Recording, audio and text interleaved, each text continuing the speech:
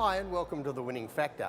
I'm Alan Aitken, and on this show each week we take an examination of a couple of upcoming races in Hong Kong and try to single out the most important element of those races that we might look back on later as having decided the result.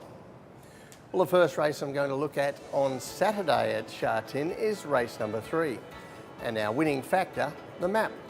Now when we look at the field, this looks like a race in 3 to me.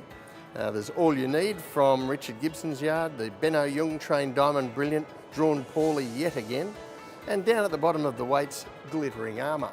Now I think these are 3 horses with quite similar talent, and we saw that when Diamond Brilliant and All You Need met in a race just over a month ago over the Sha Tin 1200 metres. We're going to take a look at that.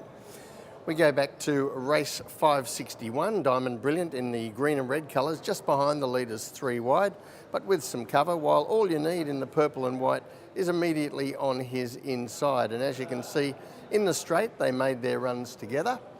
And on this occasion, Diamond Brilliant managed to get the better of the battle. Meanwhile, Glittering Armour returned from an enforced spell due to a bleeding attack when he ran first up at Happy Valley. And we'll see him here in race 607. There was good speed on. In the purple colours, he gets a long way back, as he does tend to do.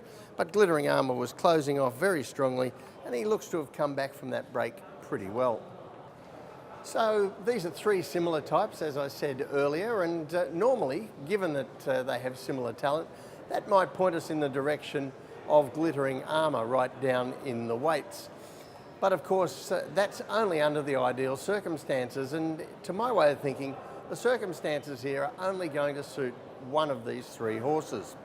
And we'll take a look now at the all-important map, and you can see that the leaders I've got here are Royal Chocolate and Regency Darling, with Hasta Luego close up. Glittering Armour, as we see in his form, he gets a long way back, and from an outside gate here, that looks almost certain he's going to be at the rear. That leaves us with Diamond Brilliant and All You Need. And Diamond Brilliant wearing cheek pieces this time, and with Zach Burton aboard, he could be in a similar place to what we saw in that video earlier. However, he might not get the cover that he got that time, and being caught 3 wide outside All You Need, who maps similarly again, looks a disadvantage for him. So the tip in race 3, All You Need. His winning factor, the map. They look 3 similar chances to me, these horses, but 2 of them have obstacles to overcome, whereas it should all fall into place for All You Need. For the second race this week, I'm going to look at race 9, and the winning factor here, the tempo.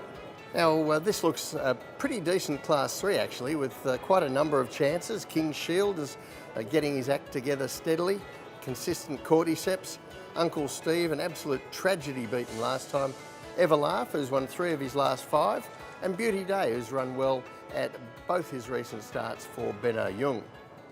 But the 2 of these horses that I wanted to drill down on most closely are Uncle Steve and Cordyceps. And first we're going to look at Uncle Steve's last run, and there's no sugarcoating this. This was a horror story. If you backed Uncle Steve here in race 619, you probably should have collected. He's in the blue and white colours.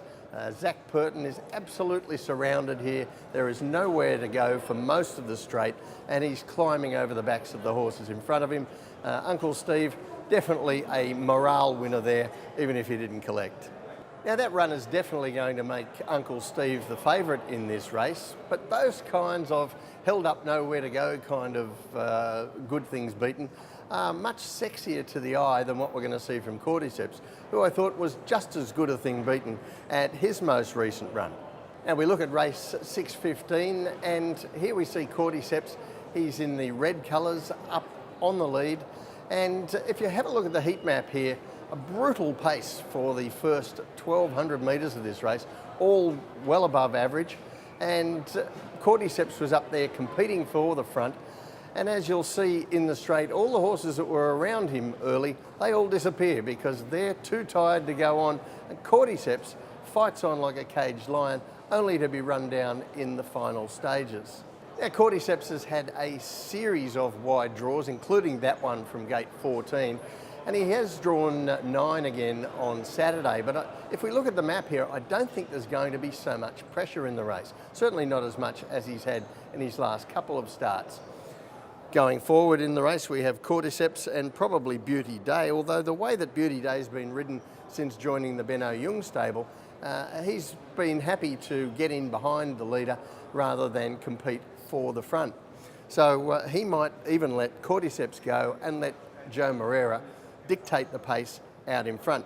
Now, as you can see on the map, Uncle Steve, he maps beautifully as well. He's going to be right on the backs of the leaders, hopefully with no excuse this time. But he's also tackling the mile for the first time, while Cordyceps has already shown he's very strong at the distance. So the tip in race 9, Cordyceps, his winning factor, the tempo. He's again been done no favours at the draw, but this time he doesn't look to have the sort of brutal tempo that he has had, and I think that change in pressure on the front end should see him as a very worthy rival for the obvious favourite Uncle Steve. I think Cordyceps might even out-tough him at the finish. Well, that's it for this week. Good luck on Saturday. We'll catch you next time.